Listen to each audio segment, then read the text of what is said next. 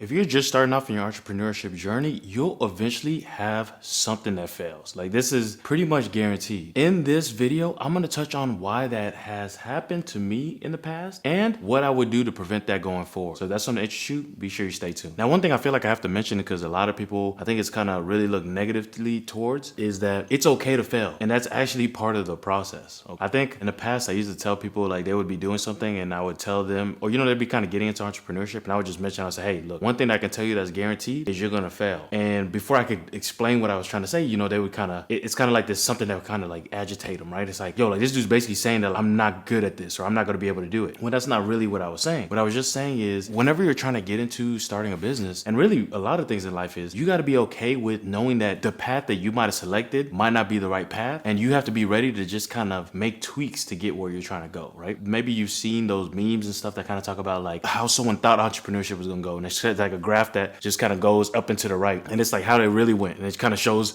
like a graph going up and down. And it's kind of that idea. You have to be okay with failing. And you just got to understand that it's just part of the game. That's just part of the process. Okay. I think the bad part is not knowing when to pivot. You have to realize whenever what you're doing is a mistake and not just keep like pouring money into whatever you're doing or whatever the case may be. Not trying to make adjustments to get you, or audibles is like, which more like the football term that we used to use. Being able to make audibles to know what adjustments you can make to kind of still try to get you to your goal. Now, what are some of the biggest issues today and why it kind of limits your success? So I remember whenever I started off way back when, it's had to have been like 2015-ish. Back then, there wasn't really that much information online when it comes to specific strategy. You'd be hard pressed to find, like it is today, a bunch of people selling programs that you can buy that teach you exactly how to do one thing. Back in the day, it was kind of like you had to kind of try to piece things together yourself. And it was just kind of like just the beginning of people starting to release courses and them starting to see that, oh, I can sell a course for $1,000 and I can get 1,000 people to buy and make $1 million,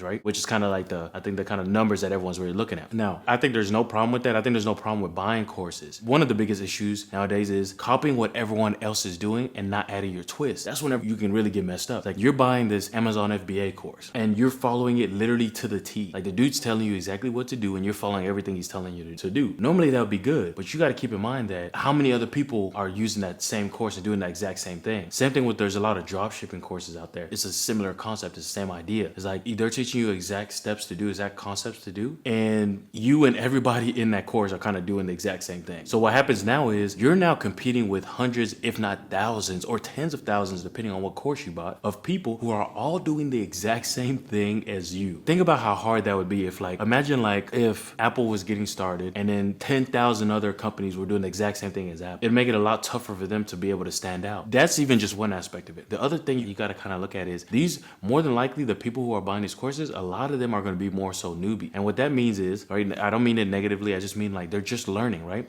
And so they might not be technically sound, especially whenever it comes to like knowing their numbers and their financials. So just to give you an example, I remember I actually got into the dropshipping model. So everything that the courses that kind of came out was back in the day, I was doing Amazon FBA in like 2015. And then some courses started coming out and it started getting a little more competitive. And then I realized that I wasn't learning enough. So I decided, you know what, let me try to get into something else. Like I need to figure out how to build my own website because Amazon could shut me down any day. And so when I decided to learn about building websites, the easiest path I found was sort of like that drop shipping model. I was like, okay, I already know suppliers in China. I've been working with these guys and sending stuff to Amazon FBA. Let me try to get them to, ship from China directly to my people. I still don't have to carry the inventory. I don't have to, more so I should say, like have an area to store it. And so I wouldn't need a warehouse or have to worry about the logistics so much. Okay. And so that's kind of how I slowly moved forward. Was I realized what I was missing and what I wanted to learn next. And then I try to find what I could do to learn that information. When it comes to someone who's just getting into it, they might be spending so much on advertising because they haven't learned really how the financials aspects of it works. And they might be spending so much on advertising that they don't realize that they're not really making any profit, right? They might not be looking at their numbers good enough and they just see, oh, I made $2,000 this, or I brought in, I had $2,000 in revenue this month, but they're not doing the numbers to know what their profit is. So that's kind of the issues that you can kind of run into. And do you want to compete against somebody like that? Or somebody who they might actually be losing money, but they don't even realize. And now you're having to go in against this person. It's not like they're just willing to spend more to acquire a customer than you. It's that they don't realize that they're spending too much to acquire a customer. And by the time they do, then they're kind of burnt out. And then they stop doing entrepreneurship, but then somebody else comes in and takes their place because this is a new person that just bought the course. That's kind of, you want to be careful of, you want to watch out for. Now, how do you actually have more success in the future? A big thing is learning from your past mistakes. One thing I used to always tell myself is like, whenever I did something and it didn't work, I would say like, I would ask myself, why did I fail at this? And what could I have done differently? And it wasn't so much me thinking that because it was like, I'm going to jump back in. It was more so of like, that would let me know what lessons I could draw from that experience to where it wasn't really a failure. It was kind of like a crash course in something. And I could take those lessons and use it going forward. So it's like, if you are that person who you were spending money on advertising, you were spending way more than you were making, and you kind of look back and say, why did I fail? And you realize, oh, I failed because I wasn't really dialing in on my numbers and figuring out my profitability and things like that. And going forward, I need to make sure that I'm really looking at the financials and making sure that my numbers are making sense. I'm having enough of a profit to make this venture worthwhile. Also, guys, don't be afraid to get your hands dirty and do the work actually before outsourcing or hiring. I always wanted to do the work first so I can get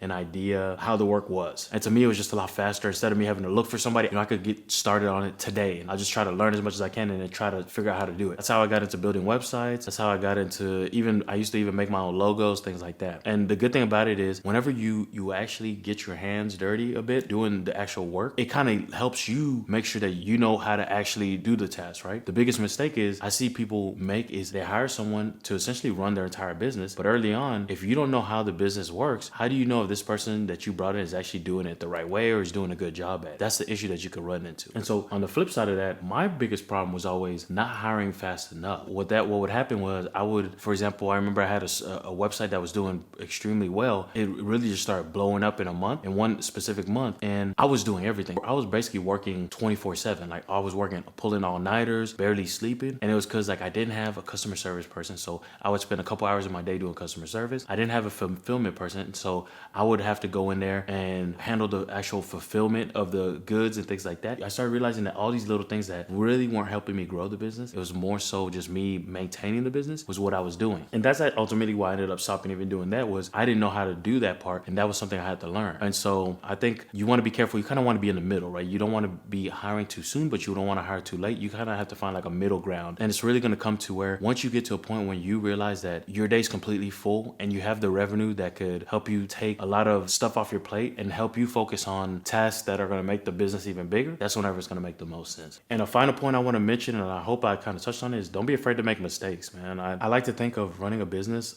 like working out or riding a bike for the first time. You won't have success or reach your goals on the first day, more than likely. It's kind of like a little by little, you'll start improving. And before you know it, one day you're just going to wake up and realize that you're on the level that you've wanted to reach, right? Or you're almost at that level that you wanted to get to. But don't think that a lot of people, the reason why they try entrepreneurship and then they fail and never try it again is they assume that, they had an idea, they thought it was going to be a good idea, and they assume that as soon as they did the idea, boom, it was going to blow up and they're going to have the success that they're going to have. And when that doesn't happen, then they just assume that it's not for them. They don't realize that it's like, yeah, sure, it didn't work the first time, but that was probably almost like a guarantee. It's up for you to like start making the little adjustments and little tweaks to actually get you to a profitable and successful business. So that's the gist of it, guys. Be sure you hit that subscribe button and check out some of my other videos on my channel that I talk more about entrepreneurship, how to set up your business, things like that. I'll be sure to link to some videos on here as well so you can check out. But I appreciate you guys watching. Be sure that you just keep checking out the channel and comment down below if there's anything else that you want me to touch on. And I will see you at the next one. Peace.